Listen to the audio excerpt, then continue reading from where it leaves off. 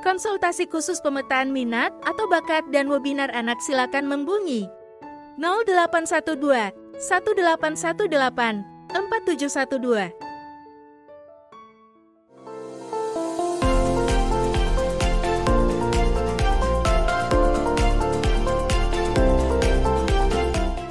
Kalau aktuaria kelihatannya aktuari itu bidang kekhususan yang seperti hukum. Profesi itu.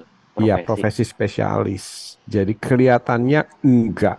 Kalau teknik industri ini malah ini kemungkinan besar di teknik industri.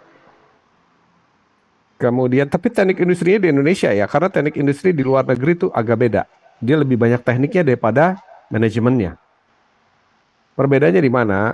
Ayah punya ponakan ya di ITB. Itu ya kalau teknik industri di ITB itu lebih banyak belajar manajemen industri. Jadi dia manajemennya dalam satu lini industri. Jadi dari end to end gitu ya, dari start sampai finishing industri. Dia tahu persis. Nah, itu cocok buat kamu. Karena saya Kalau juga di dengar Indonesia. dari guru saya. Cuma kenapa nak? Sayang, Saya kenapa? dengar teknik Maaf. industri sendiri dari guru saya soalnya. Nanti kita cocokin ya. Betul nggak kamu cocok di sana? Kalau di Jerman itu beda lagi. Jadi ada yang konsultasi sama ayah anak kuliah teknik industri di Jerman. Di Jerman tuh lebih banyak tekniknya. Jadi dia nggak nyangka gitu. Akhirnya nggak berhasil dia. Semester akhir tuh nggak bisa selesai. Ada satu mata kuliah teknik yang dia nggak sanggup dan akhirnya dia pulang ke Indonesia. Gitu.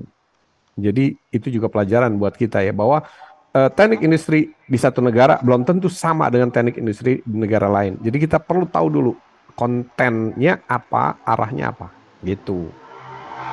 So berikutnya dokter. Kalau dokter bisa iya bisa enggak.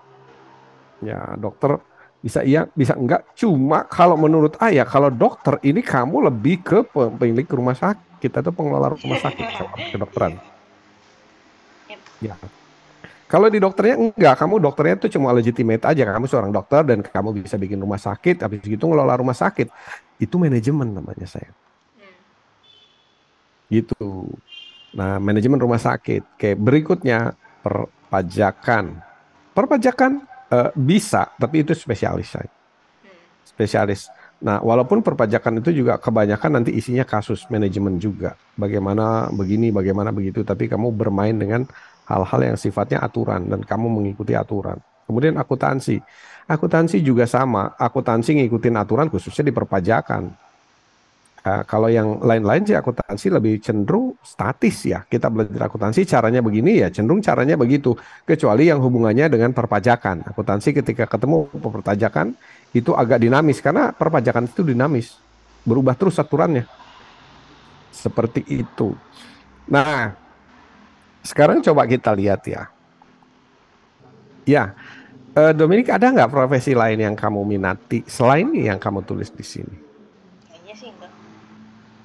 Udah semua ini ya. Udah. Sejauh ini udah. Oke. Sekarang begini, sayang ya. Kalau seandainya kamu pilih akuntansi, kita membaca peluang ya. Karena kamu ini termasuk orang yang mau jadi apa aja bisa, tapi kamu pemimpinnya. Kalau kamu menjadi pilih akuntansi, maka pemimpinnya adalah akuntan. Pemimpin akuntansi di kepala bagian akuntansi. Nah, itu spesialisasi. Kira-kira kamu bakal bosen nggak mengerjakan yang itu Ya, aja? kayaknya kalau gue hitung sendiri ya akuntansi saya pasti bakal bosen. Good, berarti coret ya. Ya, Ayah, Perpaj ya kalau silakan. KAP gimana? Kantor Angkutan Publik ke Ayah? Ya, baik.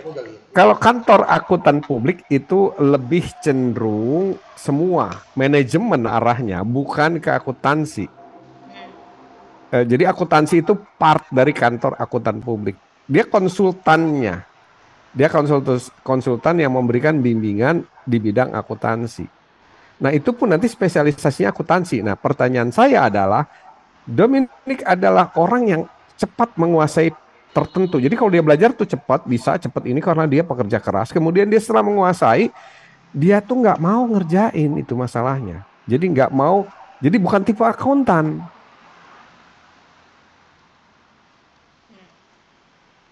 apa-apa. Seperti itu. Misalnya gini ya, misalnya ini kita kasih gambaran ya. Kalau misalnya dia diajarin untuk buka toko, kemudian mengelola toko. Oke. Tapi ketika toko itu berjalan, Dominic akan mikir gimana caranya supaya buka toko baru. Iya, iya. Jika dana sudah mencukupi. Ya, terus setelah itu bagaimana ekspansi, bisa jualan online, bisa jualan lewat sini, bisa jualan ini, kerjasama sama ini. Itu Tentu yang ada di saja sama kepalanya Dominic. seperti itu. Kayak gitu. Nah, seperti itu. Makanya kalau dia misalnya mengukur dirinya ke akuntansi, oke.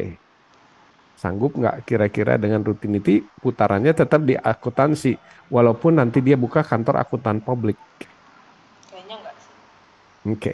Karena akuntan publik itu kan dia cuma jadi owner doang, tapi pekerjaannya nggak berubah ya, tetap akuntansi. Cuma dia ownernya aja. Hmm. Oke. Berikutnya adalah perpajakan juga kira-kira sama. Nah, yang menarik nih dokter.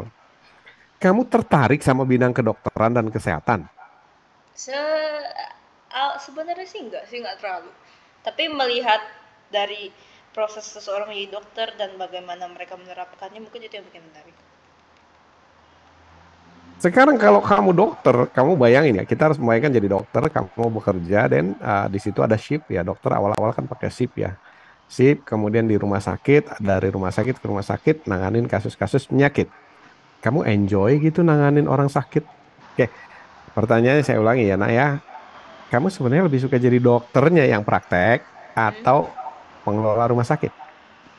Kalau untuk praktek sendiri mungkin saya lebih kayak mencari kesempatan baru, kayak tentu pasien-pasien itu bakal berbeda-beda kasus ya. Tapi untuk pengelola juga pasti lebih dipikirkan bagaimana saya bisa membuat rumah sakit saya terkenal dan di saat yang sama dapat melayani pasien dengan baik juga.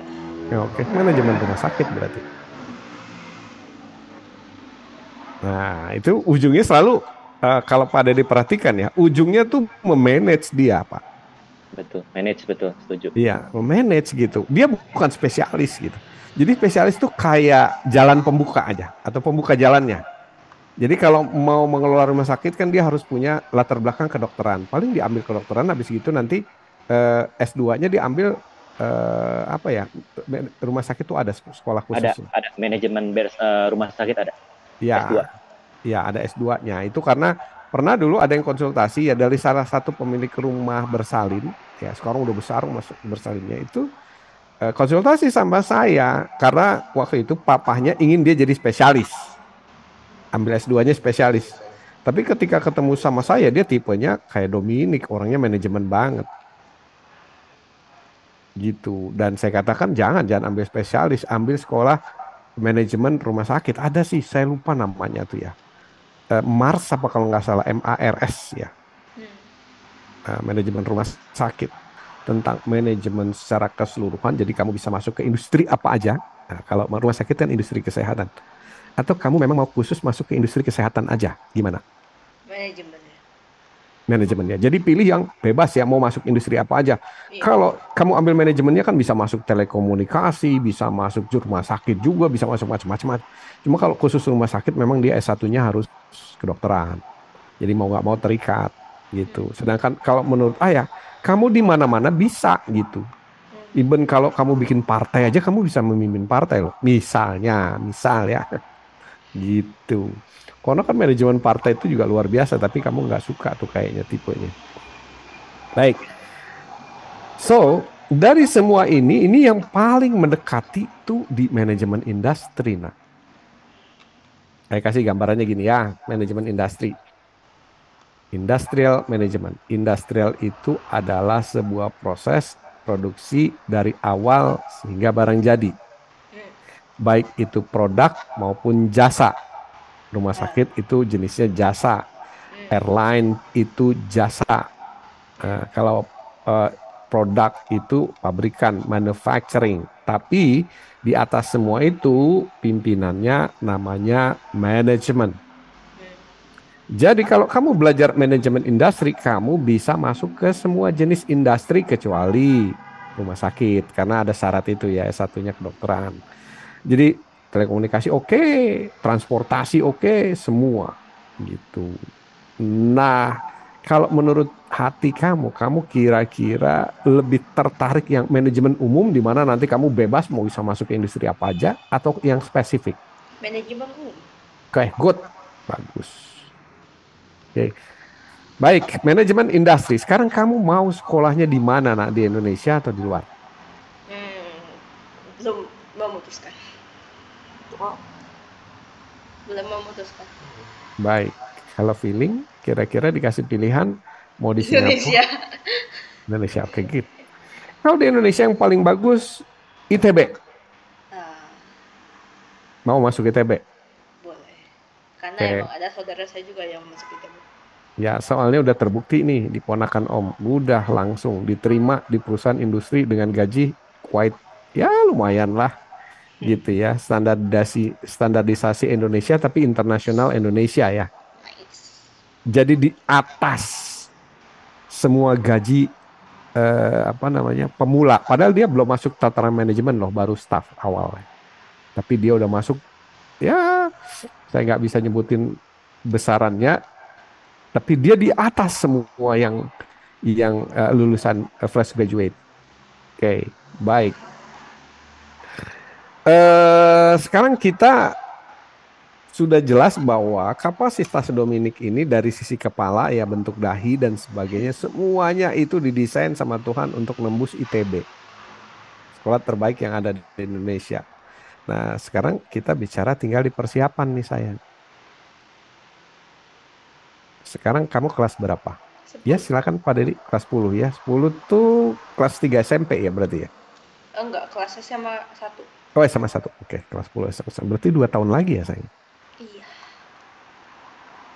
Oke, baik. Begini. Sepakat nggak kalau kita putuskan bahwa Dominic 2 tahun ke depan akan masuk ITB, manajemen industri? Sepakat aja. Oke, good. Kalau gitu kita lakukan persiapan. Apa yang kamu persiapkan? Pertama,